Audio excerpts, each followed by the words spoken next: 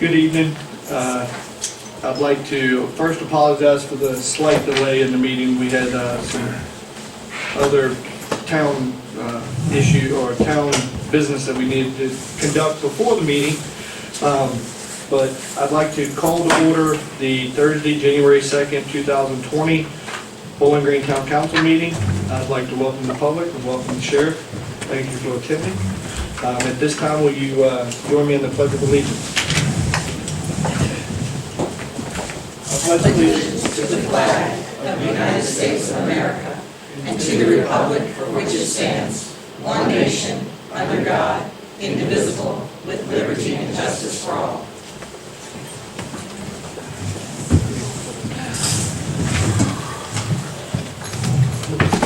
Can you call this to see if you participate in the open meeting?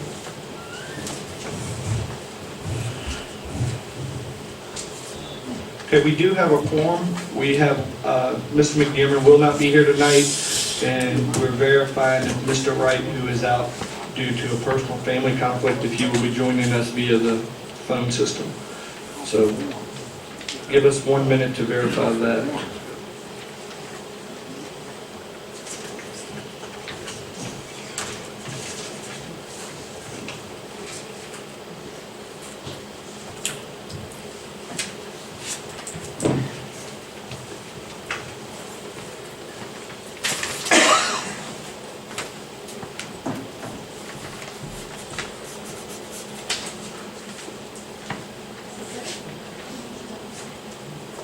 I will just go over a few little housekeeping issues or rules once we get to the public hearing and public comment section.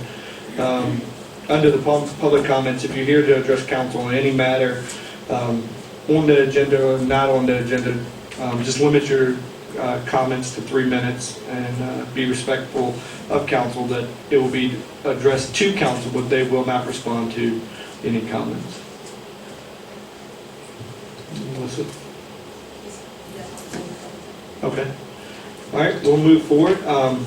The first item on the agenda is some organizational matters, the election of the vice mayor.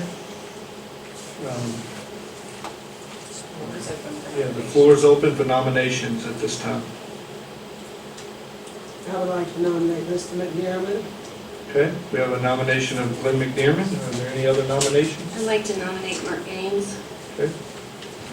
So, Are there any other nominations?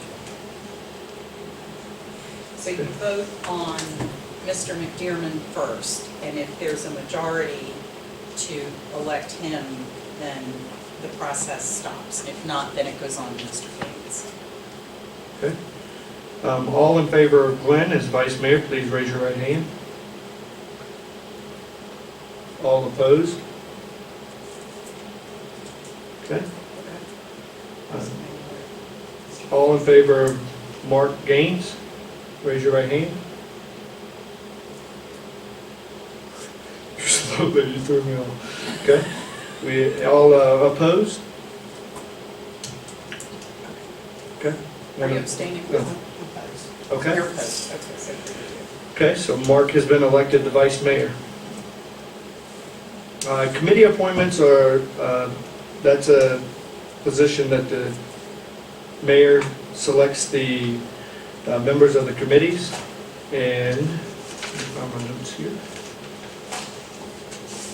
Melissa, did you put the list of committees in here?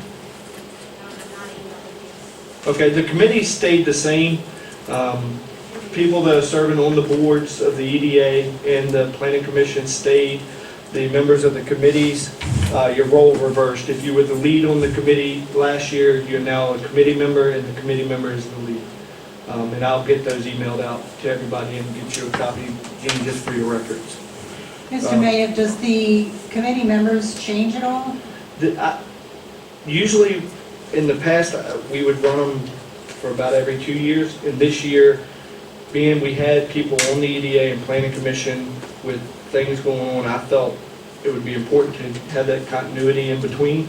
But at the same time, it would give people a chance to lead the committees that were on those committees. So is it possible for those budget and personnel, ordinance, street, et cetera, committees to provide some sort of minutes or information prior to town council meetings? Yes, So we that could. we can be apprised of the content? Since I don't see we why, don't seem to. I don't see why we can't have a report of the committees before the packets are sent out, so that way we have some informational items. At least the topic headings of what's going to be discussed. Minutes aren't required, but at least the minutes. It's not my concern about minutes, it's when other council members are not sitting in those committees, they're not hearing the exchange and the content of what other people are saying. So when you come back to a meeting like this, you're missing the verbal communications and contact that other people brought up. So I don't know what's in your head right now, but if I'm sitting at a committee meeting and hear something, that may trigger something for me. And that's understandable, that's understandable. Yeah, And, that's all. and the ideas of the committees, just for everybody's sake, is to help reduce the workload on the whole council and try to put, Right. Talk about that, and I've always had a concern with, especially with the EDA, that we never hear anything from them. All we get is things are happening, closed sessions, and I didn't know that closed sessions were kept from the council, when council was the one that started the EDA and elected. so the person we will on the hold the EDA. EDA representative responsible for providing a report at each month, just like we do every other committee members. Andrea? Yeah, if I could just clarify, the EDA, unlike a committee, is a separate political subdivision. Okay. And so they are entitled under the law to keep the content of their closed meetings separate. They should, however, have minutes, as any other public body would, and those should be available. Yeah. Good enough. Mhm. Okay. The next item on the agenda is the FY 2020 -2021 budget schedule. Just, this is going to be the schedule that is being recommended by staff at this time. Is there a motion to approve this schedule? It, just for history standpoint, it states exactly pretty much the same time to get us in line with the approval in June, so we can be ready to go July 1st. I make a motion to approve. Okay, we have a motion by Ms. Gaines. Is there a second? I second it. Second by Ms. Howard. Is there any other discussion? Is there, usually we have a work, like a 2-day workshop, is that included in? Right, April 21st, there's a work session, and April 28th, if needed, there's a work session. April 28th? 21st and 28th. I don't see the 28th one, I see the 21st. It's on the one right here. I see May It's, 19th, and I see April 21st. okay, if you have the paper copy, it's stated right there. April Mark, 28th I think meeting, you're looking at the wrong schedules. budget work session. Budget personnel ordinance. No, that's the personnel committee. This is budget schedule.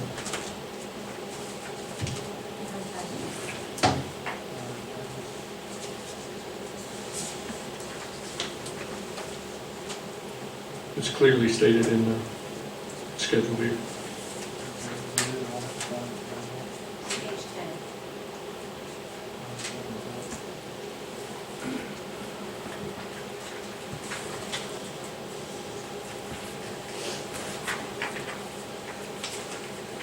Are you okay to proceed, or do you? Yeah, we can proceed. Okay. Any further discussion?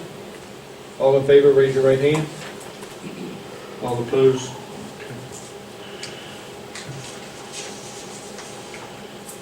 All right, next item on the agenda is we have two public hearings this evening. These public hearings, the first one, Mr. Mayor, the first one is a text amendment, which would allow a mixed-use development by special use permit in the R1 zoning district. okay. Just a background on it, this matter was referred to the planning commission. They held a public hearing on December 16th. Their recommendation was for council to not adopt ordinance 2019-006, an ordinance to add section 3-116, special uses A6 mixed-use development to town code. Attached, you'll find the public notice ad that was properly advertised in the Freelon Star on December 17th and 24th, and a copy of the text amendment. Just to clarify, this is a text amendment for the town code. This is not tied to any property at this time. This is just the text in the code that would allow it. Once this is in the code, then a business applying for that special use would have to also have a public hearing. Just wanted to make sure that it's clear. And the council has the ability to impose conditions if council so desires on that special use permit, to mitigate the effects of the use. So that's to clarify, this is just for the code. This isn't tied to any business in this town at this time. So, I will open the public hearing at this time. If you want to address council, please come, state your name and address. And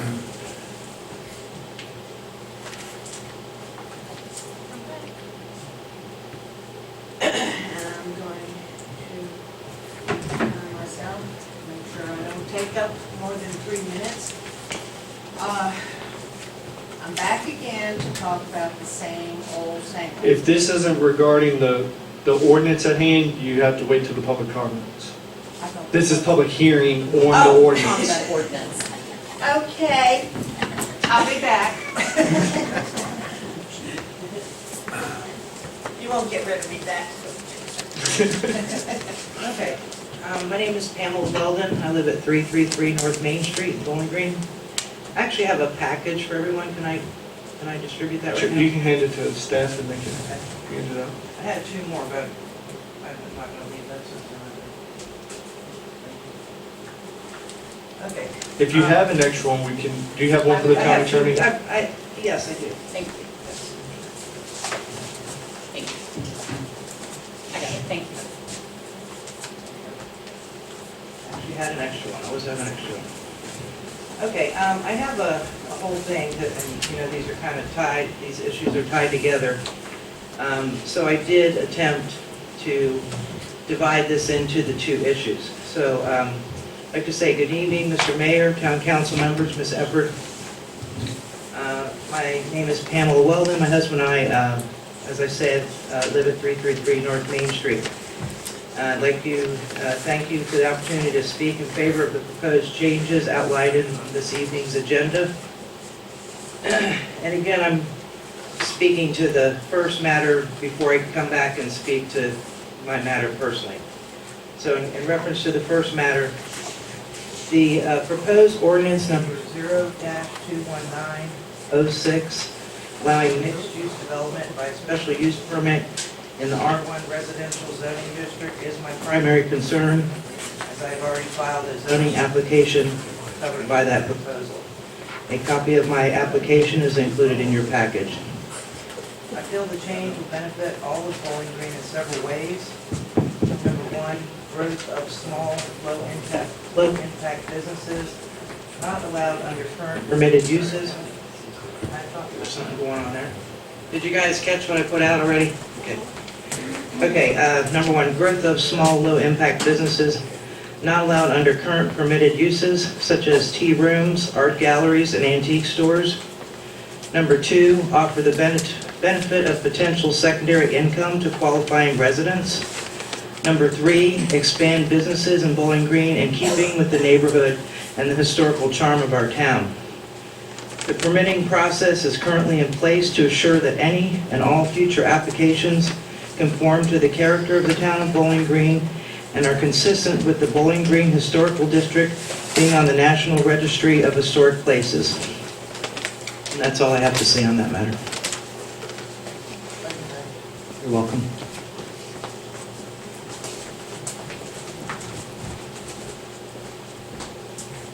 Anybody? Just me, I guess. All right. Yeah, Jeff Voigt, Chair of the Plan Commission. The circumstances of that night did warrant a little bit of context for how it went. Unfortunately, the applicant had the wrong date, despite having organized a sizable group of support.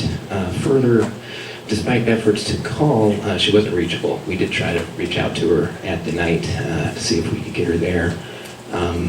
Because of that, nobody else showed up, and the only input that we had was negative. Without hearing from the public, our only reference tool is our comp plan. And it didn't exactly really align for the amendment or the application, which is your next item. It is true that we're at the stages where we're trying to update the comp plan, and these ideas may be viable options in the future, but we're not there in the process yet, and so we went by that with the way that the voting went. In truth, there was some discussion to defer our decision, but it was felt that there was a certain onus to quickly finish because you guys had already published the public hearings for tonight. So we just wanted to go ahead and get it done, which ended up in, yes, we made a vote to recommend denial for both aspects. After conclusion of the meeting, this one, too? The details of the applicant's timing came out, as well as a lot of other data that she accumulated, which is kind of basically the packets that she handed out to you. This information has been shared with the entire Planning Commission, but our actions are already recorded and done, and there's no more real discussion for us to have on it, and so our involvement's basically done. But I'm pleased that you guys have a little more stuff to work with, and you know, whatever determination you guys make, we fully respect. So I just want to thank you for that, and good luck. Is there anyone else that would like to address council on the matter at hand? Second call? Last and final call? Hearing none, we'll close the public hearing in regards to ordinance 2019-006, text amendment to R1 special use. Is it the pleasure of council to act on this at this time, or would you like to act on it under new business? I don't see any reason why we, probably couldn't act on it now and have a discussion.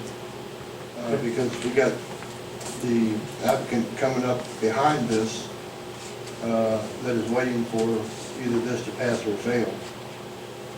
I think we all bring it now, get it done with. Is there a motion to approve or deny the text amendment? I'll make a motion that we approve it. Okay, we have a motion to approve ordinance 2019-006, the text amendment to R1 special use. Is there a second? I second it. Okay, we have a properly second motion. Is there any further discussion? Yeah, I would like to say, we have a lot of historical houses in this town that people would like to show off or do things out of. This is something that has been brought up before. But on the other issue, I look at, we have buildings downtown that are vacant, also that, that us building owners are looking to have shop people come in and rent and, build up our downtown district. But some of these deals, are perfect fits in some of these historic houses. We're talking houses 110 years old on up to 150, And when you look at small towns like this that have the Victorian style homes or the 1800 homes, it really makes a nice attraction to the town. Fredericksburg does it, with, some of their places. And it really enhances, an area. It brings people in, whether they want to come visit or whether they want to move here.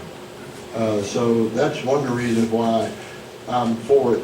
And also, we have the right to restrict what goes in or govern how, something is, the size of it and operating hours or whatever, whatever we decide. So it's not something that's fully just opened up to do as you please. So that's why I'm for it. And so let's, see who else has got what to say. Yeah, I just want to make sure it's understood that by changing the text amendment, that it's not just affecting Ms. Weldon's property, this will affect all homes within the town Who applied? who apply for it. So if I want to turn around and open an ice cream parlor in my yard, then this will take effect. Just so You would people- still have to apply. I would have to apply, And but- conditions would be put on you. Correct, but I just want it understood because it's not just for one property, it is for the town. Yes. And that sometimes gets confused. Is it the planning commission that builds the conditions for this? Is that- No, we do. Oh, we do as council? Mhm. Okay. And that would be under the second item, that it would be on a case-by-case basis that specific conditions would be imposed in order to mitigate any effects from the use. And just because you adopt this text amendment, it says that it's compatible with the neighborhood. It's possible that you could deny a request. Even with this being Yes. passed? Okay. Yes. This essentially is just giving people, The it gives us the opportunity to Yes. offer this to them. Right, and then we still vote on, I just want to be clear, Correct. about what they propose to do if we feel that that's a good fit for. Yes. Okay. Any further discussion? It just seems to be an awful lot of letters of local people. That was gonna be my next thing, was to introduce all of these letters of Yeah, they support. have I didn't go through each support. one, And but each page contains a couple. couple. So there's a lot of local people here that are prominent people. One that stands out is Mr. Michael Manzin. You know, he's a real estate guy. That screams a lot to me if he supports it. The mixed use, knowing what our town needs to grow and support the town. It's something that we need to move forward on. See, and that's one of the other things, the mixed use deal, and that's something that the ordinance committee wants to get down and work on, is a mixed use for our ordinance to make it easier, especially for businesses in town. And this is one step towards the residential side that can be governed. But mixed use is a way of the future, the things are going to. You know, retail is not the biggest thing booming right now. So anything you can do to save money, to offer a service, is the way things are booming to now. Okay. Any further discussion? Hearing none, we'll go with a roll call vote. Yes. No. Okay, motion passes. Next item on the agenda is a public hearing in regards to zoning permit 2019-027, special use permit application. The public hearing was duly advertised. This application has been reviewed by the Planning Commission. They held a public hearing on December 16th and returned a recommendation of denial. Attached are the advertisements properly advertised on December 17th and December 24th, Freelance Star, and a certified mail to the neighboring properties. Also, there's a copy of the zoning permit 2019-027, Weldon, 333 North Main Street, special use permit. If you'd like to address council in regards to that, please come to the podium and state your name and address. Okay, let's go again, here we go. Glad I separated that out earlier. Thank you. And just for clarification, you're not limited to 3 minutes because you are the applicant. Okay, thank you, because I don't think I could read that fast. Okay, I have a copy in your package of 153 letters of support. Tried to kind of put them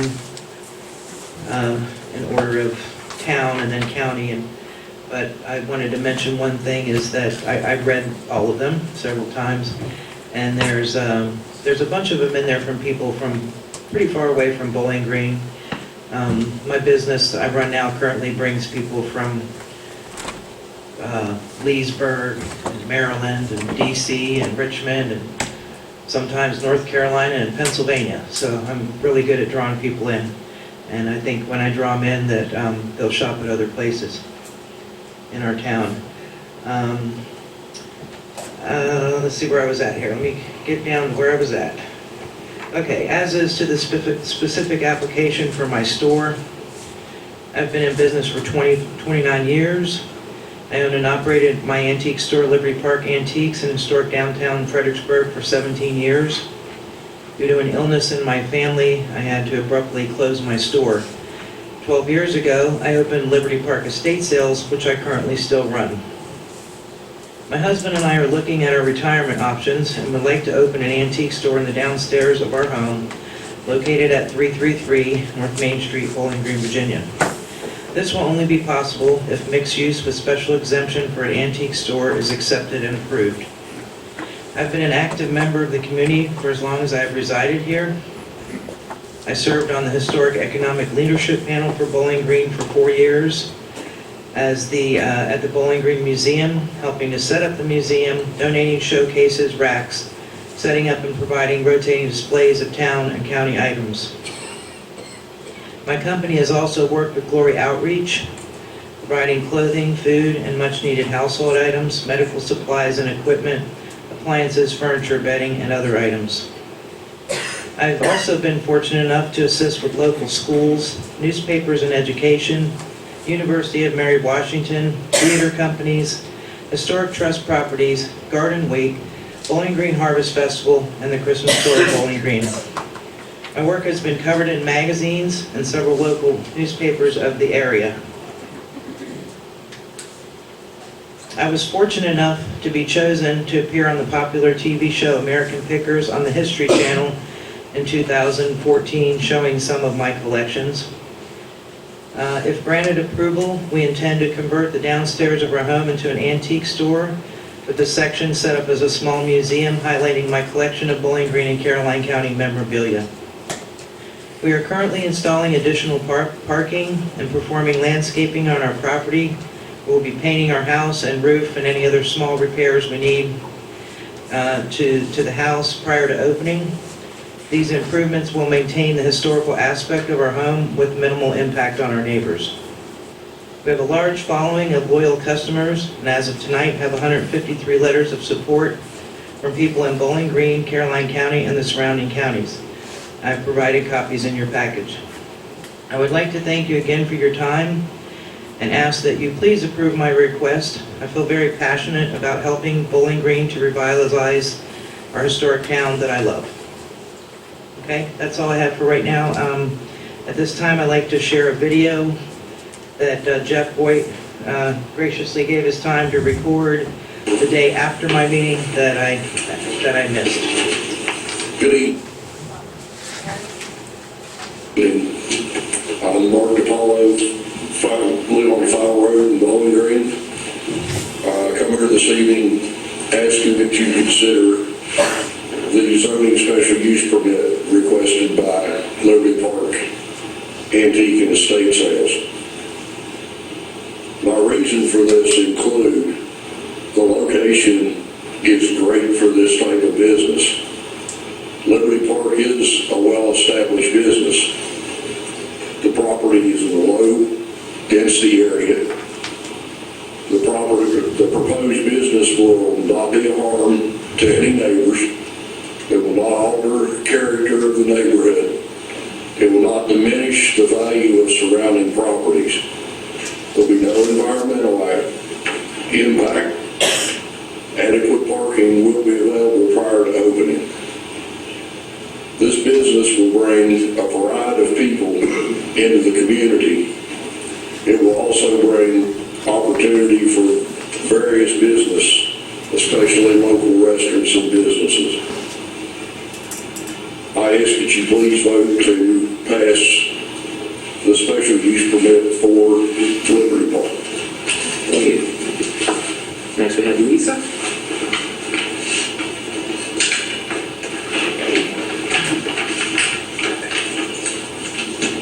Hi, my name is Lisa Pig. I live on 134 Maury Avenue in Bowling Green. So I've lived in the town of Bowling Green going on 15 years, and I've had the pleasure of being a shop owner myself on Main Street for 4 of those years, following helping out other shops. Meeting people who find their way into the town by missing the turn onto 301 south side of town helped me to build a little return-based customer in and out, and they would return on their travels. However, on the north side, being that we have the traffic light and less confusion with signage, folks just make their way and turn on 301. I really never did see many of them. So when I learned that Pam Weldon, who I've known for 43 years as a classmate growing up in Dale City, I thought, wow, this would be great. I've been asked by mayors, everybody in the town, what would help this town? And I'm telling you, this would. So as Route 2 is famous for being a relaxing country road that attracts slow and easy crowds who also love to stop and shop in the small towns they happen upon, well, those people turn on 301. They don't continue on and see the restaurants and the shops. So we need Pam Weldon to open a shop right before that lane. A shop as such would be the perfect place for these folks to take a break and learn that there's just, more ahead in downtown Bowling Green. So let's get some new blood to this existing businesses and for future businesses. I myself have never ruled out reopening. I'd love to see some stuff happen like what's going on in Port Royal. We have a big shop on Milford that could be an antique mall, and I'd love to rent a space. So, Pam Weldon, being a business owner for many years, as she said, top-notch antique shop in Fredericksburg, which I frequent myself on William Street. Back in the day, I've been to plenty of her estate sales, and I'm not surprised of the many droves of people that come there. And it's like a family reunion just watching her. I can hear people are from all over the states. She's brought plenty of them here to this county, to this town, again on American Pickers, articles in Freelance Star. We need her. I've seen only 2 other businesses in this town that when I had a shop brought people here that loved the town. They didn't see dirt on the street or anything. They basically just came and loved this little town, and they would return and bring people. It was the great Fabergé effect of they told 2 friends who told 2 friends, and that was we had an upholsterer, and we had a wonderful bed and breakfast that had Sunday teas and other lunches for churches from surrounding counties. So Pam is committed. This is her life's work, and she does it from her heart. So I know she'll do it. I think that she is exactly what we want. A great, unique experience is what these people want, and that's what she will give. It's a warm, historic town, and I trust her to keep it warm surrounding for her neighbors as well. Thank you. Thank you.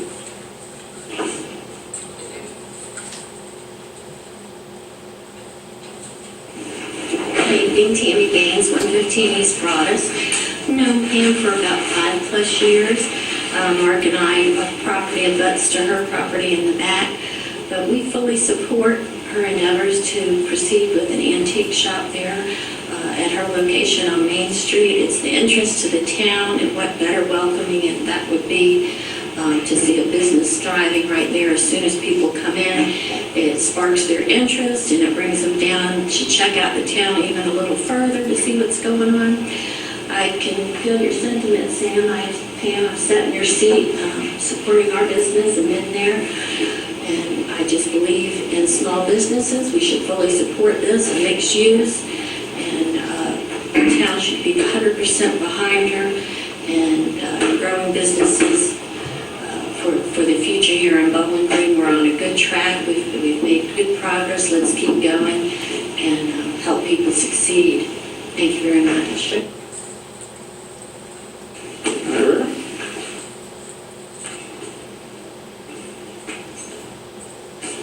Good evening, I'm Reverend Michael Hirsch. I reside at 14430 Wagon Wheel Lane in the Bowling Green District. I guess I'll start out by saying that 40 years ago I took my wife off her daddy's front porch on Milford Street.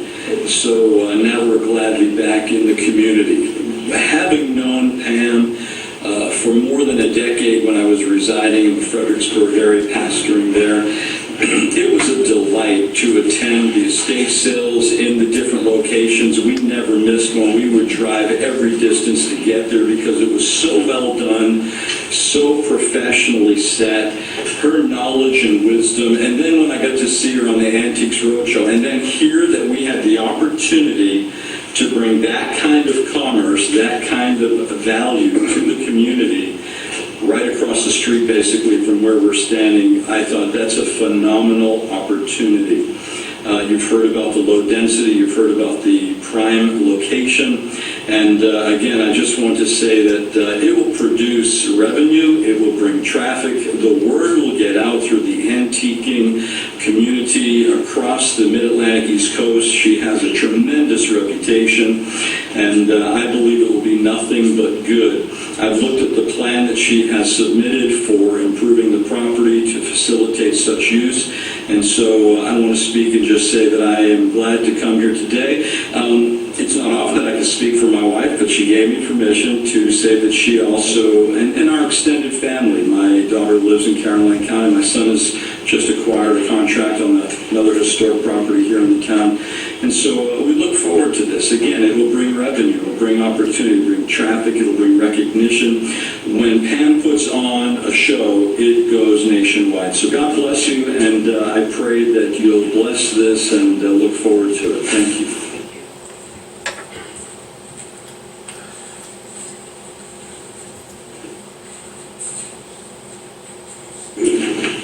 My name is Sam Fry. I live at 121 Gill Street in Bowling Green. March of this year, my wife's mother passed away. In July of this year, her father passed away. We had some decisions to make in regards to the property and the contents and so on. We put some feelers out in regards to estate sale folks, and I believe we got 6 recommendations, all positives, for Pam and her crew to come in and do an estate sale. As you can well imagine, it was a very emotional thing for my wife and the family. Pam and Bobby and her team were professional, energetic, knowledgeable, handled the entire situation in a way that it actually gave comfort to the family. We firmly believe, my wife and I, that to allow Pam to open a business in Bowling Green would be a benefit to not only the residents, but for those folks that live in the immediate vicinity, and we highly recommend it. I would point out that I'm a member of an organization here in town, Community Heart and Soul, and we're trying to revitalize Bowling Green. We've involved in a business where our son is opening an art gallery in Bowling Green. We've seen some other folks that have come in and are in the process of establishing businesses and so on. We've talked about this a great deal, my wife and I and some other folks in the community, Mark and Tammy, about the type of businesses that would draw people to Bowling Green and what the environment would be and what Bowling Green would look like. An art gallery, we're very proud of that. An antique business. All of this, I think, would appeal to the type of people that are moving into Bowling Green. We had a meeting, the initial meeting with Community Heart and Soul. There's about 75 people there. It was unbelievable. The folks that run the Heart and Soul had everybody stand up, introduce themselves, tell us a little bit about themselves, and so on. We took note that of the 75 people, probably 30 of them were under the age of 30. They had 1 or 2 kids. They had lived in Bowling Green for 5 years or less. Those folks are looking for particular types of activities and businesses, and I believe that Pam's would fit right in with that particular group. We highly recommend that the Planning Commission approve Pam's request, and we look forward to visiting her antique store, and we wish her the best of luck. Oh, by the way, she will also be our neighbor because we are going to move into my wife's parents' house. We're in the process of renovating it, and we'll probably go to Pam to find some furniture that we sold, and now we've got to buy it back and put it in the house. Thank you very much.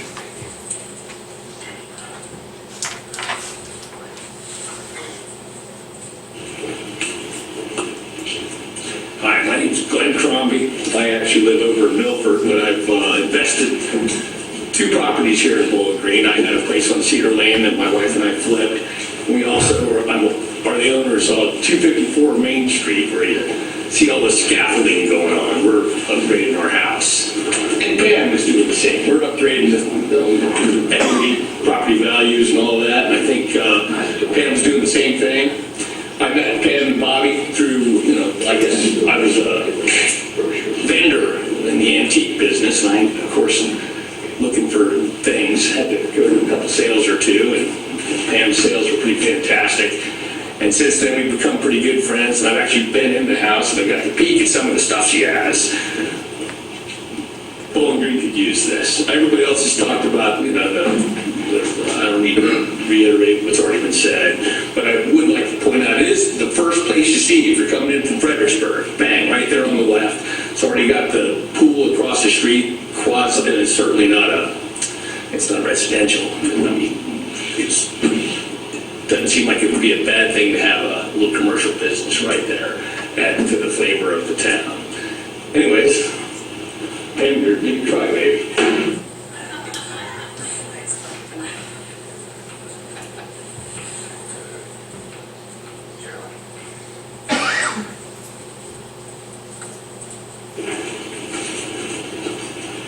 Hi there, I'm Sherilyn Dunham, and I live in Fredericksburg, but I actually own Port Royal General Store. And as a small business owner, I feel it's very important to encourage commerce in our communities.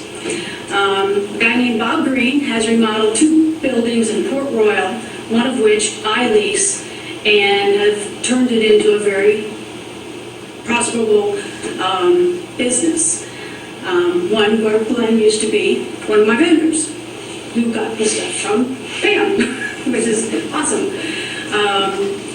We are trying to turn Port Royal, and we have to a certain extent, to a destination place, and we talk it up all the time. We have 3 awesome antique stores. We have 3 places to eat, one of which moved in after we started having all the antique stores. So, a little bit of adding a little bit more, another business brought in another business.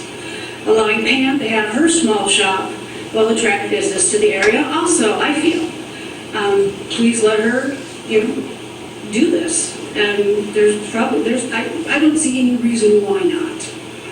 Of course, I'm not familiar with all the zoning laws and all that stuff, but, demographically, the people who visit my shop are older, they're not, young people who are going to cause a lot of noise in the neighborhood. They are financially more stable, they have money to spend, they're going to spend it at gas stations, they're going to spend it at the grocery stores, they're going to spend it in different stores and shops around Main Street. It's not like she's trying to have a dance hall or something in her, that's going to add noise to the neighborhood. That's the only thing that would prevent, and to me would prevent somebody not agreeing to do this. Entrepreneurs like Pam do more than bring and tax revenue to the town. They advertise. They spread the word. They constantly talk it up. They talk about what they're doing and where they're doing it. They will bring people that have never heard of Bowling Green, like I have brought people to Port Royal who've never heard of Port Royal. Before I brought people to Port Royal, I was in Fredericksburg, and I advertised up into D.C. I have people coming to me now in Port Royal from D.C. So we entrepreneurs, small business owners, we just talk it up and talk it up and talk it up until we get the population coming in that we want. Adding small businesses to your community builds a profound local impact every day. An antique shop adds character and charm, adding to a community's identity. Community involvement. Small business owners get involved in supporting the community, which you've already heard how much she has done. Increase the tax base, already mentioned. Support supporting local jobs by attracting more commerce to the area. You know, more people buying gas, another gas station attendant, et cetera, et cetera. So I strongly hope you will consider rezoning for Pam. I look forward to working with her, helping our little community out in this outlying areas, from Bowling Green to Port Royal to King George, having a little down to Tappahannock even, having a circuit where people can go from place to place to place, and having a day of going to antique shopping. Thank you. Thank you.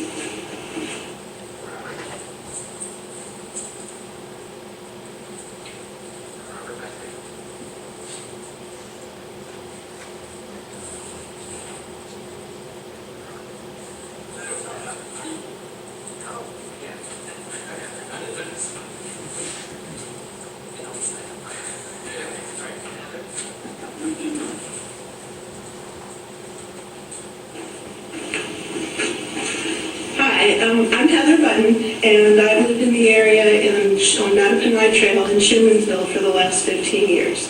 I've known Pam for at least 10 years. I've lived here long enough to see the decline in the area. And I ask you all, how do we revitalize our town? How do we make it a destination? And the answer is we encourage small businesses like Pam's to invest in us. That's exactly what Pam intends to do. In order to market our town to prospective residents and attract tourists, we need a business like Pam's. It makes it a place to come and to dwell. It's not just a pass-through place. I've seen her sales, and she has quality items, and she brings an atmosphere and a knowledge to her sales that is an asset to our town. The most important thing I can tell you is I am a volunteer. I'd like to speak to Pam's community service, and a lot of it goes unknown. I'm a volunteer at Glory Outreach. Glory Outreach is a food and clothing ministry on West Broadus. Pam's business is one of our biggest donors. She has consistently donated clothing, food, tangible household items, furniture, bedding, appliances. Pam is my go-to person. When someone in our community comes and they put a need in our prayer box, I call Pam and I say, Pam, can you keep an eye out for whatever it is? A chair, a wheelchair, a step stool, a pots and pans, and Pam has never let me down. She has always said, you know what, I'm gathering things at my next sale, I'll have some things for you.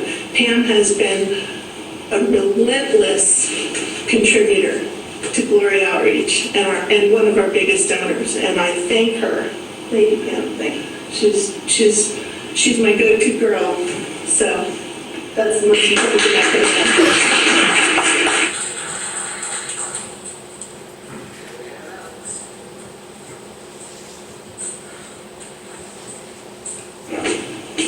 I'm Alex Duncan. I live on 13258 Farmer Drive. I think I've known Pam probably about 25 years. I knew when she had her antique business in Fredericksburg. I also lived in Fredericksburg.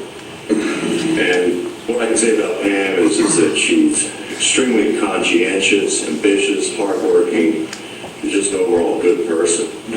And I think that she knows her stuff. She knows her business. And if anybody can make this work, I earnestly believe, I know that she can. So if the city were to allow her to have this permit, I think it would be a huge benefit for the community, Bowling Green, and also herself. I think it would be a good thing. Thank you. Thank you.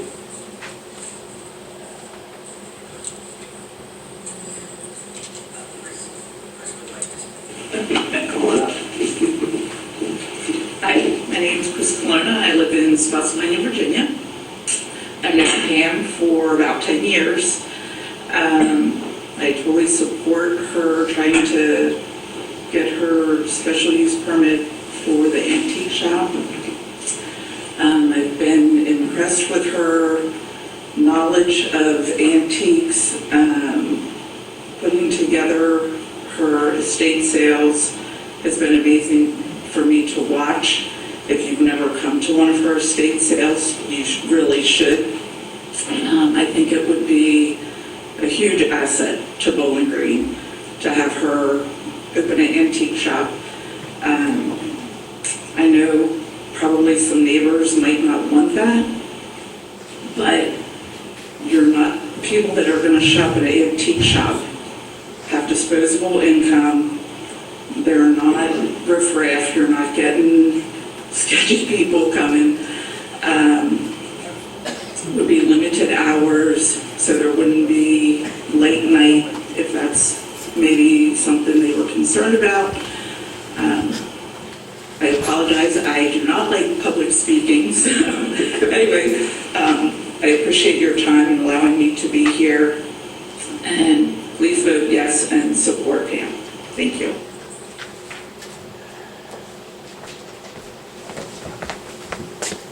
Alrighty, thank you. Is there anybody else that would like to address council on this matter? Second call? Third and final call? Okay, public hearing for zoning permit 2019-027 is closed. And what is the will of council? Is there a motion, do we want to act on it now, or later, or is there a motion to approve or deny? Yes, I make a motion that we move forward and that we approve. Did you want to impose any conditions? Yes. I was going to say, if we don't go for an approval on it tonight, at least give time for us to get conditions from her as far as hours, a proper parking plan, signage.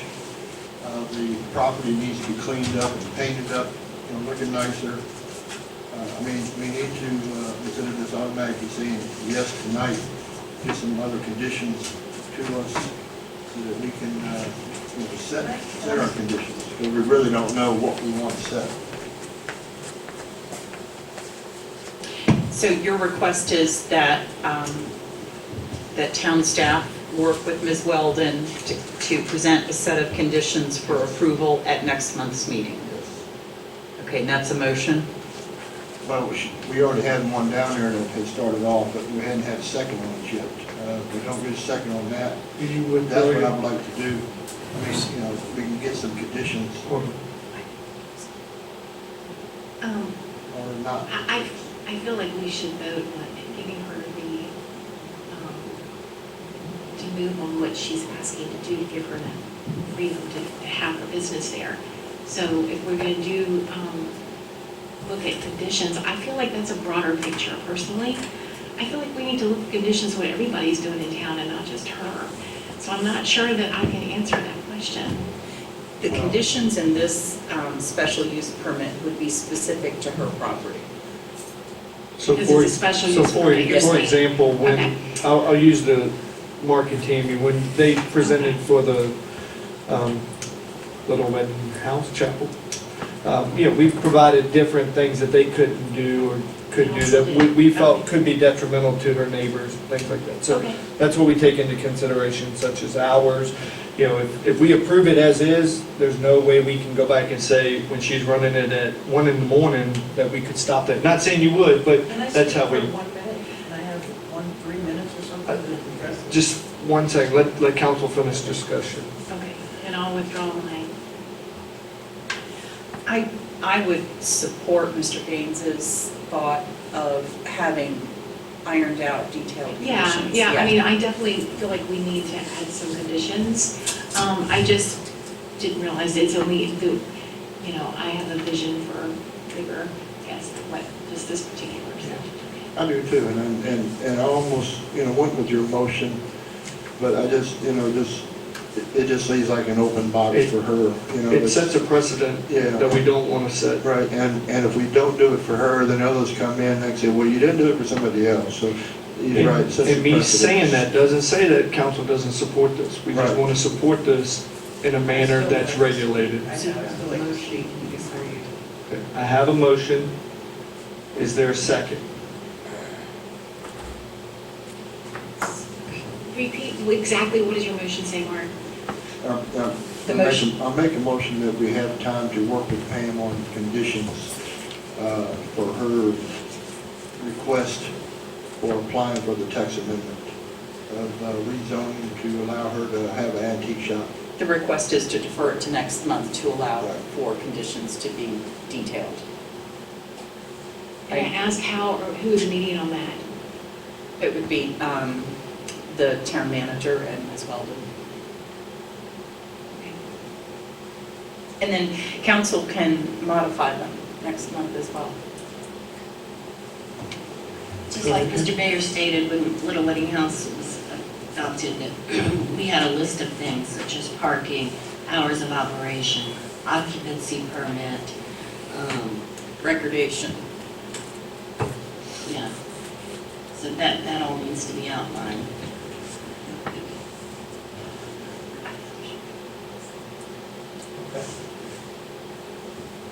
Is there a second? It clears it up. Are you making a second? Yes, I'll Okay. second it. Any further discussion? All in favor, raise your right hand. All opposed? Okay. The motion has been deferred to next month's meeting. We won't conduct another public hearing, but we'll get staff to contact you. You'll make those list of restrictions, and we'll bring it back to council and vote on it in February. Okay, can I speak now? Or no? Okay, okay, I'll grant you 1 minute. okay. I mean, I gave you a long presentation there, and I just Yeah, I want to... know. Okay, so my 1 minute is that I'm already prepared to do these things, but I was hoping for a yes, and then, you know, then we would discuss exactly what you guys would want me to, you know, you don't get your final permit to open it. It happens all at one time. It does. We can't I know, but I'm approve it putting and money then into this now to where I come back on next month, and then you can still say no? I mean, is there gonna be a time restriction on accomplishing the goals, or we're just gonna set up the goals?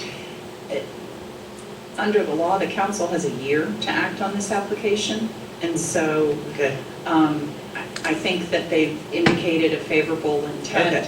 okay. So I should get with the town manager Yes, ma'am. before next month Yes, and to present the conditions, and then as long as I adhere to those, yes. you'll Yes. approve it, and then I have to adhere to all. That's what it looks like to That's me. what it appears Okay. based off of the favorable vote to continue it versus the vote to deny it. Okay, thank you very much. Question, is there any way we could do a special meeting? I don't mean that in a bad way, but the month of January, maybe the new vice mayor can run a meeting in January, but my evenings are pretty booked That's between now okay, and that's February okay, 1st. that's fine. But I want you to give it to town manager next week, and we'll make sure we get those conditions in. It's, because as soon as we set those conditions and approve them, we've set a precedence for the next person. That's fine, I agree with that. So it's going in the right direction. Okay, I'm just not used to all this, thank you. No problem. I lost my agenda. Oh, you want mine? There you go. Okay. Next item on the agenda is the public comment section. You can address council on any matter in town. I'll defer to the sheriff if he would like to speak first, or anybody else that would like to address anything on the agenda. Thanks, Mr. Mayor and council. Good to be here again tonight. I just wanted to touch base with you because I think in your new business, you're going to be talking a little bit about the Second Amendment. And as a result of that, I wanted to make sure, since you're all of my constituents, all of our constituents, that I bring before you what I did to the county back on December the 10th, when we had that down there. Now, there's two issues. First and foremost, I've taken an oath to defend the U.S. Constitution. I said that down there, I'll say it again. You know, there's all kinds of spectrums of what your beliefs might be.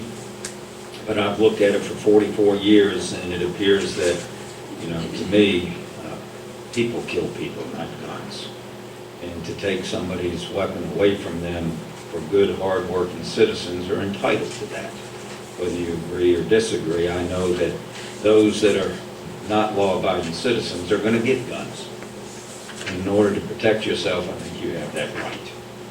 The other issue that I wanted to bring up, that I brought up to them, is we're kind of in a crisis, and I want the town to know I am still 4 deputies short. And for all of us that are here in Bowling Green, we all have the same Board of Supervisor member. So I would suggest you go and talk to him. I mentioned this about the crisis. I've sent them letters all the way back since last May for us at the Sheriff's Office to maintain deputies.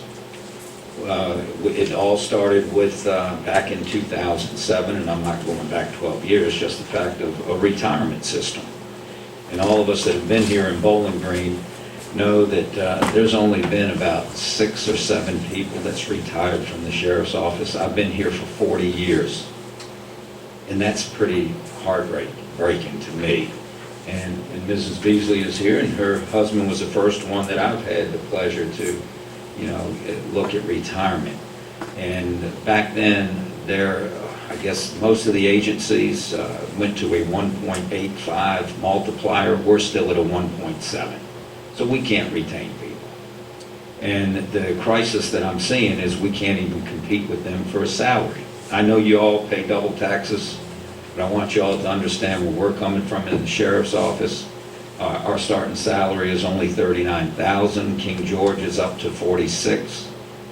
We're $10,000, $12,000 less, and I'm not even talking about Stafford or Spotsylvania or Hanover, because again, the businesses that they have can attract. I'm just letting you know the crisis that I've had, and I have yet to hear from our board members. I know this is public, and I want the public to understand that I'm not just crying wolf. I'm letting each and every one of you know it takes us a year to train a deputy, and we're 4 short because if you remember, we took on, and I'm proud to say, that we have school resource officers in every school. We were the first ones to do it in the state of Virginia, 3 of which the county did pay for. 1 of them is a granted position. And it's a shame that we cannot fill those 4 positions. I'm also letting you know if it takes us a little bit of time to get to you, that's the other reason. As far as the Department of State Police, my former agency that's here, and of course we have the chief in your police department too, I'm hoping one of us will get to you in your time of need. And please don't take that wrong. If it's an emergency, we're all coming. I mean, that's just it. But if we don't have a deputy for a routine call for service and it takes us a while, then you know why. So, thank you. Thank you, Sheriff. Is there anyone else that would like to address council?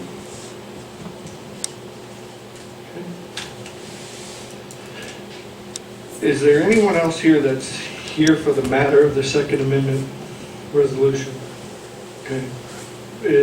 Having one citizen here, is that something we want to move next on the agenda, or do we want to leave it at the last item? It's up to council. I mean,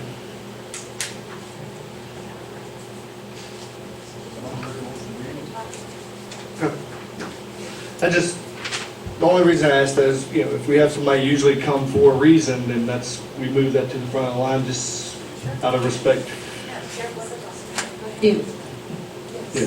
If you're going to move that to the front of the line for new business, I'd like to add an item on new business. Okay. I'd like to ask if the town attorney can prepare a code of ethics policy for the town of Bowling Green.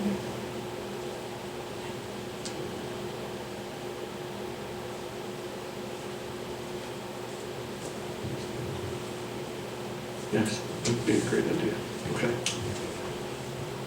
All right, so we'll move item 12 up, and then we'll get into our staff reports, and that way the 2 that are left want to stay or go. I can throw out to you, since the county did adopt a resolution, you could always look at theirs if that's something, and I believe the town of Ashland, I think they had theirs too, so.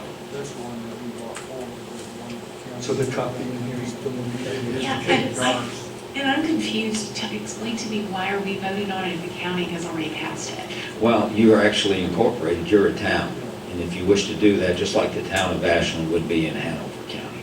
Ashland has not acted on it. They have not yet. We have our own police force, that's what I was told, so. I apologize. Thank you. Just so you know, when you're talking about the Second Amendment and what's going on here with the county, that gets deferred to the sheriff's office. The fact that we have a police department here is kind of relevant, so just so we're clear on that. That ain't what you told me, Dave. What's that? That ain't what you told me, Dave. No, never mind, wasn't you? No, it wasn't me. That was, Mr. C. Okay, so I will. Talk to my husband. I will give a background summary like I have with everything else. The agenda item is Resolution 2020-001, resolution expressing intent to uphold Second Amendment rights. To counter possible gun control laws, the concept of becoming a Second Amendment sanctuary means that a locality expresses its intent that its public funds not be used to restrict Second Amendment rights. Many neighboring jurisdictions have already adopted similar resolutions, including Caroline County. Is there a motion to approve Resolution 2020-001 or is denied? Or is there no action to be taken? I'll make a motion we vote to approve the resolution. I thought Adam wanted to talk about this. Do you? I don't, I'm just here to observe. Are you in support of it? I mean, am in support, yes, very much so. And also, is there a second? I second it. We have a second. I was approached today by a phone call, Mr. Jim Day from the town. He's in support of it. He spoke at the county level. He spoke in Northumberland County where he has a residence also. And he's sorry he can't be here this evening, but wanted me to just put on record that he supports this resolution fully. Is there any further discussion? I have a question. I'd like to know from Sheriff Lipp, how does this really affect the police force?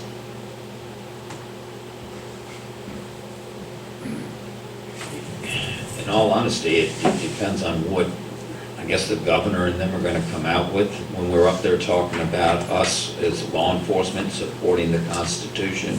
We said that. We support the Second Amendment. And in doing so, maybe not the police department. It does affect us because if they're going to come up with some type of mandate to take guns from law-abiding citizens, first of all, we have to see how that even goes through the process. But the fact that you have those that are sticking up and saying, we want to be a sanctuary county per se, regardless of what Richmond might come up with, I think all that has to play out. And simply because it was on the agenda, I wanted to give this to town council firsthand as I did with the county. So are you saying we're being asked to vote on something that hasn't played out yet? Well, it hasn't completely played out. What they started to was because of the changes. And what was asked to me as the sheriff, would I go and take somebody's guns? And as I stated before, I support the Second Amendment right for you to bear guns. Do you support the red flag law? See, that's another part of it. Again, waiting to see if that plays out. Right, in Virginia, that's not legal yet, but in other states, if it were legal here, would you support that with distinction? You know, I think I'd have to defer to see what we have. I just told you that I'm here to, again, support the Constitution. When you start talking about red flag laws, and there's just so much of it, it's hard for me to say yes or no to what you have. Does everyone know here what the red flag law is?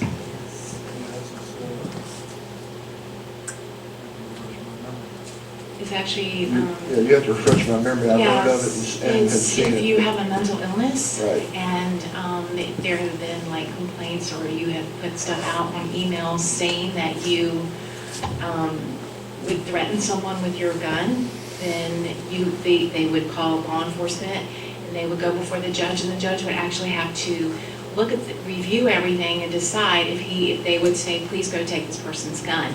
In other states, that has actually been passed, and actually it has, the research so far has proven that they think it may have been a good thing. In Virginia, we're still studying that. I have a feeling that could be one of the things that they're looking at. I mean, I haven't heard of anything where people are taking good of law-abiding citizens' guns. I certainly would not agree to that either, but I guess I just feel like there's a lot more to this than what, I want to make sure when I'm voting on something that people really know what they're voting on. Sure, we're not voting on the red flag law. Yeah, I know that, Okay. yeah. And, go ahead. Okay. Now, I It deal doesn't, with, it doesn't give me the nuts and bolts, I guess, of what I'm voting on, and that's my concern. It's a purple kind of thing.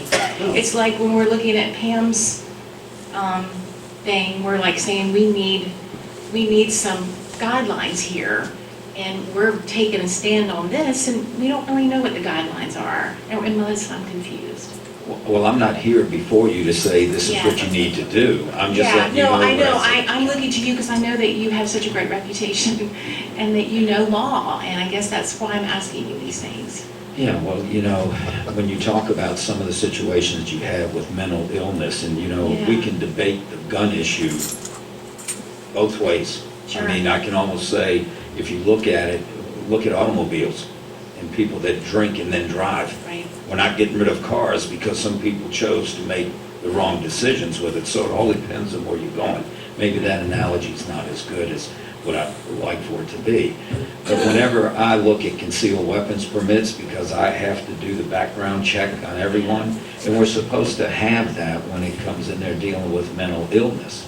And I mean, I can go on and on and on of some of the things that I've seen that's gone on, that it's not shared with even law enforcement. That starts a long time in these people that do suffer from mental illness and then go out and do something that everyone regrets that even happened. So I have a question, and it goes to Chief Lipscomb as well. So this basically is a rebuke of state law, symbolic rebuke of state law, which is not really grounds for you to do what you're sworn to do. It's law enforcement. So if the state says cannot do A, will you rebuke that given your ideology? Well, if you're... And same goes to Chief Lipscomb. Is the people in the town, should they be concerned about the enforcement or what you will or will not do because of your ideology? Well, it's not so much my ideology. At least I don't think that it is. The fact is this as far as, you know, what I look at, Chief, and I'm going to give you a minute to look at that too. I mean, as far as I'm concerned, if the state is going to do that, me as your sheriff, I took the oath to uphold the Constitution. Is that the Constitution of the United States? Is it the Constitution of Virginia? My former agency, if they decide to do that, then I could let the state police handle that part of it. But they haven't decided to do that. So No. all of this is just on pretense or political motivation, or call it what you want, for something that has not happened yet. I agree with you. So sometimes that just kind of makes, if this room was full of people who don't truly understand all of this, kind of scary for those people. So what happens to those people who don't understand, and they're going to walk out into the streets and say they're not going to take care of us, they won't enforce the law? I mean, that's really pathetic. Well, we'll always support the laws, ma'am. And if we have court orders and stuff too, does it go to the sheriff? Does it go to another law enforcement agency? And again, what you said at the very beginning here, you know, am I rebuking anything? No, I've sworn to uphold the laws. And we don't know what's going to happen yet. That's why I really can't answer you about the red flag. And because there is a shift, and again, it's politics. Right, so the resolution is basically a moot point. I mean, that's up to y'all. Again, I just wanted to bring it to your attention of what I said. Thank you for doing that. It's also a show of support as well, you know, because they attack this amendment, which amendment they will attack next. So that's one of the whole issues. First, you know, next one is freedom of speech, you know, if we allow it to happen. And they've already presented the bills to the state. That was done in December. So this has already been presented and is going to be worked on this January, this month. So, you know, will it help? Probably not. Who knows? But it does show support that we, you know, against our Second Amendments being tackled. And then what's next? So just to clarify, I'm sorry, I haven't had the pleasure of reading this, is it a resolution? It's the same resolution, the county. Same one? Okay. So I have read it. It is my understanding that these resolutions, give or take a few counties, southwest if you would, all basically say mostly the same verbiage, and they're voicing their support for the Second Amendment. Now, I'm not going to get into great detail with you tonight because I tried this 2 months ago and it didn't go so well for me. But I will say this, the mental health laws that are on the book now, should somebody have, when you speak about red flag laws, when you have an issue, anybody can go to a magistrate right now and obtain emergency custody or for law enforcement to go pick that person up. And no police officer, deputy sheriff in the right mind is going to leave a firearm in the house with somebody that's threatening to hurt himself or somebody else. It goes without saying. So that won't change. What we're saying is, well, it puts law enforcement, if you look at the situations we get cast into, and the only way I can tell you this is to give you a real life example. I've dealt with this, the mental health problem. But I think the standards for an ECO are different than for a red flag law. Those are different. Sheriff Lippo, correct me if I'm wrong, the ECOs and TDOs that your office is handling has probably quadrupled since I started back in 2004. That may be, but the standard is different. There's a very high And the standard. standards changed when Bryce Reeves was attacked by his son. Not Bryce Reeves, I'm sorry. The Creed Eads was attacked by his son. Those next years, those and legislature, those laws were tightened up. The standard didn't change. Okay. Again, I'm just saying, if your fear is that there's nothing to say that somebody can't go into somebody's house and take somebody that wants to hurt themselves, that's incorrect. There are laws on the books that have affected that. Now, I will tell you that the 3-year anniversary of an incident when I was Sheriff Lipp's patrol sergeant is approaching on the 19th of January. It was an officer-involved shooting. Unfortunately, it was a suicide by cop situation. I was the on-duty supervisor and also negotiator, and I'm ashamed to say that my negotiation skills didn't work that night. So I have a big hand in the whole mental health thing. I have a lot of regret from that incident that it didn't work. I wish it would have went a different way, but we were in possession of the tools to keep us safe that night. And again, there's a lot of misconception. There's a lot of things that, God, if you get on Facebook, you can stay up all night looking at the innuendos that are going on. But I will tell you, before I close on this subject,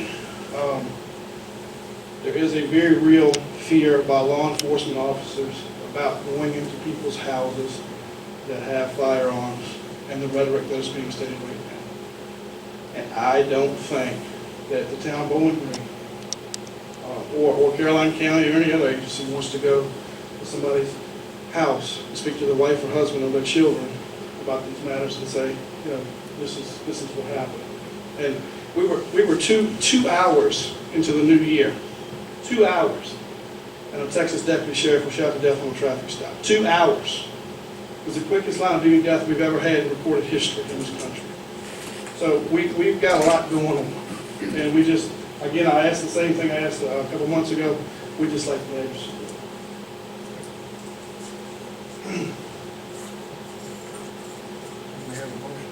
Yes, we have a motion, we have a second, we're in the discussion period. Is there any further discussion? Hearing none, we'll have a roll call vote.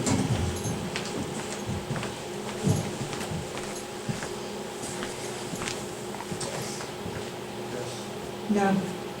Okay, just to verify, yes, no, yes, yes, no. The motion passes 3-2. Thank you, Sheriff. Thank you for coming out. Expect to see you next month on another topic. We'll have parking next month. Come on back. All righty. Chief, do you have anybody have any questions on the chief's prepared report? I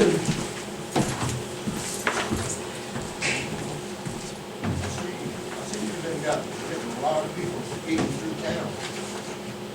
Sorry, what is that? I see we've been getting a lot of people speeding through town. One day I counted, I think, 4 stops right in town. One of them, he pulled over 2 at one time.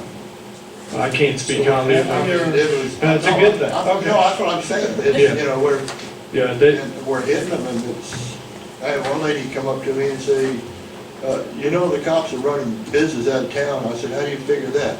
Well, they're catching people speeding. I said, yeah, and the purpose of that is to keep the town safe. Well, again, this profession will never make everybody happy, so that's what it is. I want to address something that you brought up as far as the code of ethics, just so everybody's clear on this. We as law enforcement officers have one written into the state code, which we swear and affirm to for basic accounting and all that. So while the town can do what they want, we are guided also around the code of ethics that currently exists and has existed for quite some time. just for clarification purposes, it made me think of this. You want a code of ethics that involves town staff and council members? Correct. Yes, that's what I was hoping. And the mayor. Everybody. That's right. All right, sorry to interrupt that, but I just wanted, I want to be held to that high standard. One thing I want to bring to council's attention, we are currently down 1, possibly 2 officers at this time. These are auxiliaries or the part-timers? One of each. One of each. So I will tell you that at this point, we've been through a couple of auxiliaries within the last year and a half. There is not, obviously it's not a cost of payroll and insurance and things like that, retirement, but there is a cost associated with insurance and uniforms and stuff like that. If this is something the council wishes to proceed with, we'll try to fill those positions. If not, we'll roll with what we got. Yeah, I think we should explore, I mean, at least definitely work with the personnel committee to get the part-time position filled, and doesn't hurt to accept applications on the auxiliary and then let you vet them out if it's going to be something that's sustained. Right. Only reason I bring this up, town Louise is going through a little transformation process here. They had quite a few auxiliary officers. They had a chief lead. I actually ran for sheriff. Wasn't me. I'm joking. They had a chief lead and all the auxiliaries left, and it has absolutely completed their workforce. So it's something you always got to keep in your back of your mind when you've got officers that are not paid. So other than that, and one more clarification, just so I know Sheriff Whipple was talking about benefits and things like that, and being 4 officers down. He was talking about 1.7 and 1.85. That was the Leo's amplifier. It has a duty pay, which Temple does not offer at all, just to be clear. All right. I do have one question for you. Yes, ma'am. I'll track a little bit. There was a letter presented on November 13th, 2019, from you, Mr. Satterwhite, the mayor. Right. Was that just given to him, or did you personally give that letter to anyone else? Is that out of order? That's information discussed in closed session. Let me handle this in closed session, so we can keep those personnel matters in. I'll defer to the town attorney. I don't think that the way the question was asked elicits confidential information. The question was a particular letter given to anyone other than the mayor, right? Correct. Yeah. So it's yes or no? All right. So you're asking on November 11th, 13th. November 13th, I'm sorry, was a letter given to anyone else? Or was it, I guess we're asking, that letter that was written on that day, was it ever? Was it ever given to anyone else besides who it was addressed to by you? Yes. Thank you.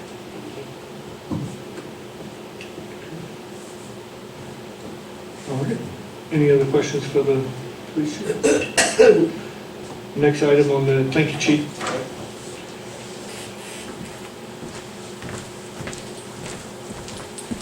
Next item on the agenda is the Public Works and Utilities Monthly Report. Are there any questions on the prepared report? Billy, nice to see you. Nice seeing you. Hey, we haven't had that much cold weather, but we're still experiencing breaks. Yep.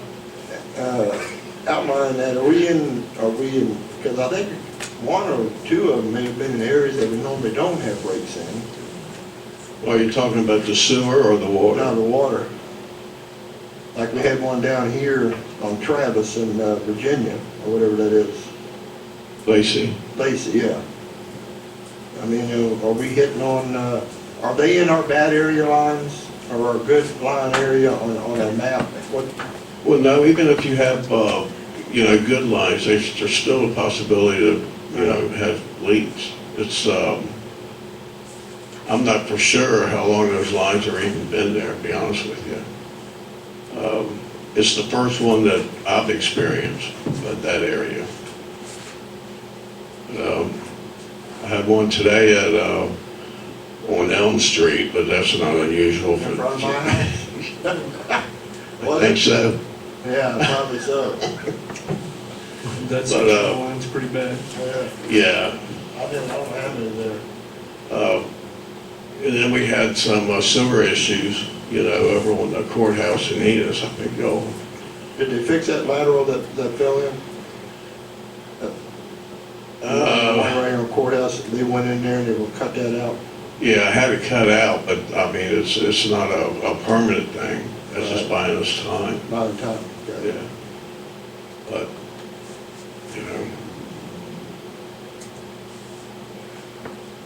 Utilities are in bad shape.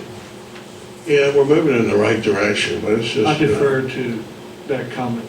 Our water is in bad shape. Our sewer, if y'all don't recall, we had a 12-month closure of roads here to get them into a better state. So I'd say water system, and if you remember, we have a grant through the USDA that will be coming forward to hopefully address that. That's what I'm saying, that's what the next, that's the next USDA grant that we've been approved for, that we're working on the backside to see if it's something that's feasible.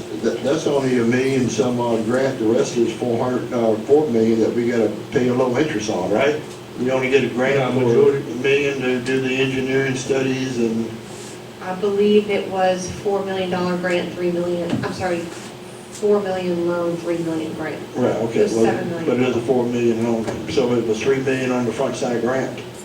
Four on the grant, 3 on the loan, I think it was opposite. something like that. We still gotta pay some of it back though. I mean, nothing's free in the government. No, it's not. I got an email from Steve Ball from Web Engineering, and we're getting progress on that, so I'll be seeing him Monday. So, see what's up with that. Okay, thank you. Thank you, Billy. Next item on the agenda is Justice Events and Economic Development Coordinator's Report. Mr. Mayor, members of council, thank you for having me tonight. You'll notice on my staff report, mainly just the details of the Christmas parade. We did change the date to our rain date, which was Sunday, and surprisingly, it worked out very well. I was still very pleased with the participation numbers and the attendance. I think it probably was a little bit of a dip from previous years, just which I think is a natural thing when you change the date. But it was a really successful parade, and the idea of the lights is really building out. I mean, if you were there, it was pretty spectacular.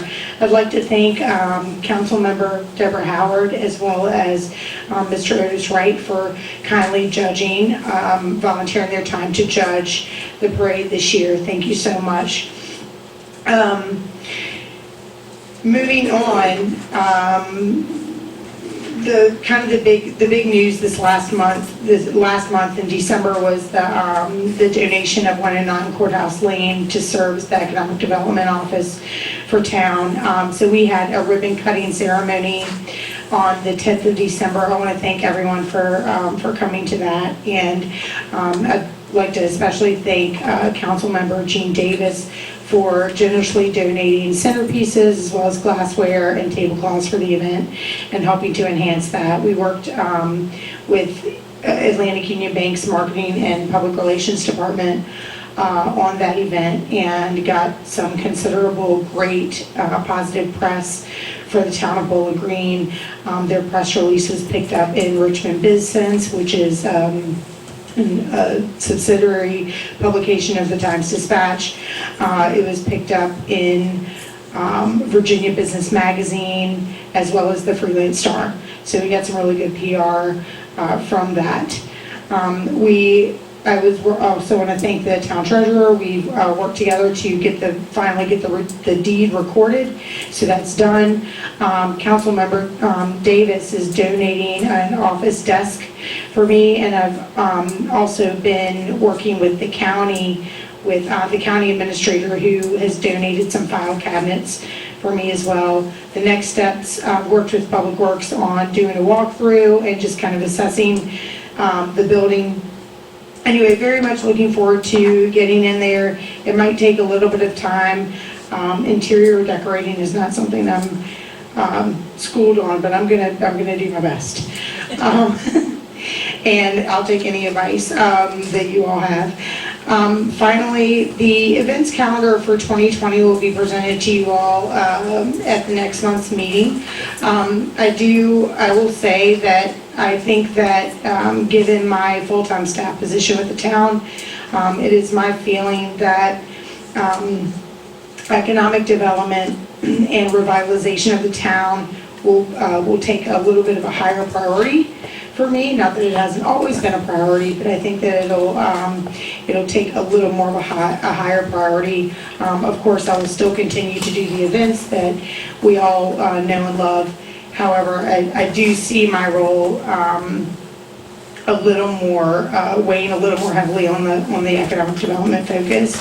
That said, I would encourage any and all of you to please contact me and reach out to me, schedule some FaceTime so that we can talk about your vision for Bowling Green and what that looks like from an economic development and event standpoint. Does anyone have any questions? Yeah, now that you did answer one of my questions, that you were a full-time employee of Bowling Green, expect to see some office hours on that door. Okay, well, it's in my job description that I am able to telework. My job, unlike some of the gals and folks that have to be here, have to deal with customers every day. My job oftentimes is fielding phone calls on Sunday nights and evenings, holidays. So that's in my job description as a caveat, Mark. And part of the reason that when this position was created, it was to bring an element of creativity into this town. I don't need to be schooled, okay? I'm not asking that, so you don't need to lecture me on what your job is. I was just saying that you need some hours on the door, whether you're there or not, you hang a sign or whatever. I'm just saying to make it look professional. We'll address that to the town manager as his duty to handle the employees. But Sure, and if I could just say, I also responded to your comment on Facebook. I have and always will be available anytime for anyone, as I have been for almost 6 years. All I need is a phone call and what's convenient for you, and I'll make myself available. and maybe that's what we need, is a sign on the door explaining we may not be open, but we are available. we'll take care of that. Thank you. Thank you. Next item on the agenda is the town clerk treasurer's monthly report. Are there any questions on that? I do have one. On the town hall rentals, Tinseltown Market, did they not pay anything to rent the town hall in this room? They did pay. They did pay. Oh, because it's Just not didn't listed show on on here. the report. They did pay, because they asked me if they could get reduced, and I told them Okay. no. What did they, yeah, they paid full price. Which was $575. Thank you. I have a question on the invoice submitted from the attorney to the EDA that represents the EDA commercial department. Can I get a summarized, itemized bill of that? Yes, I can. Again, thank you.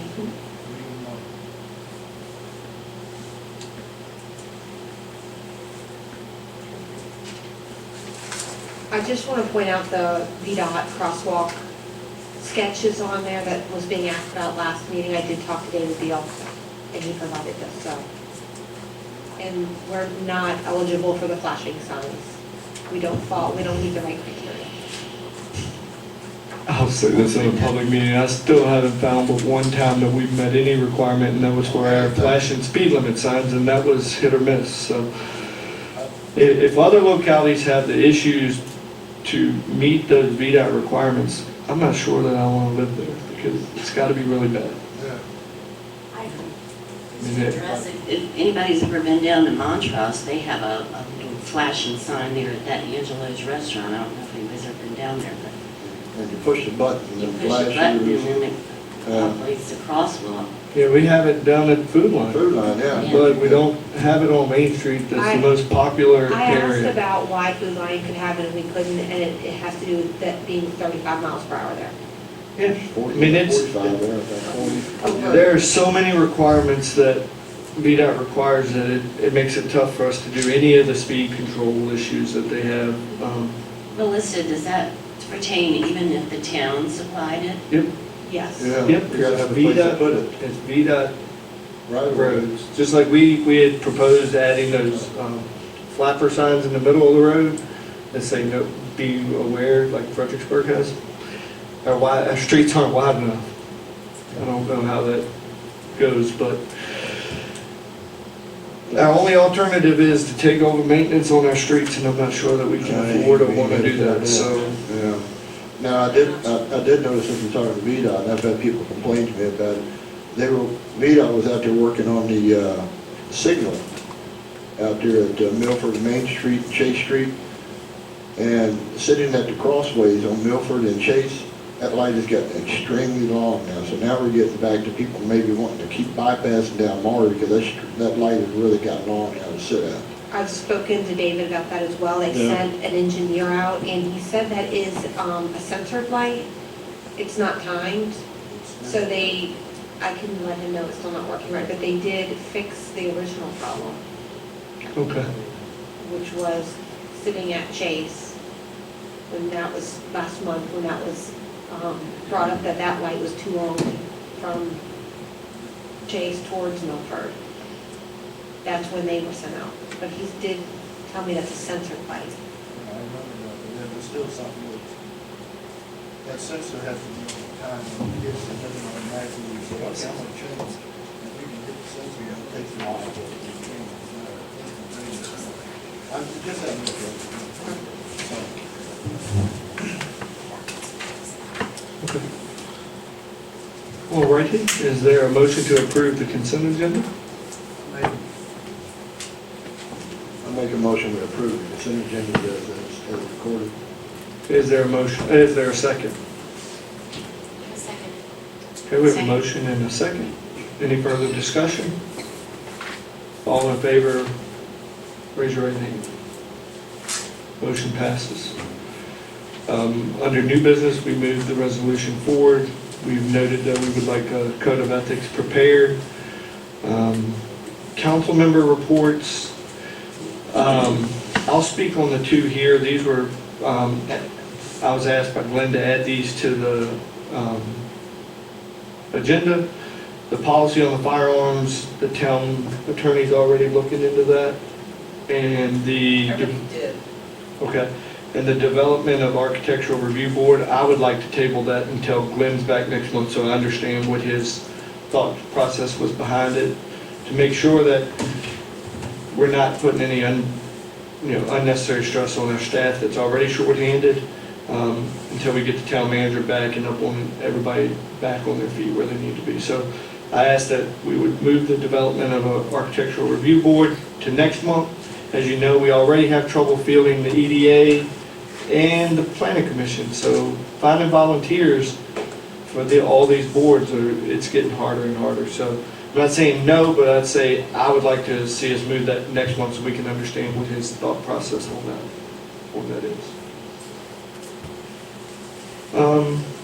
We'll do committee reports. We'll start down here.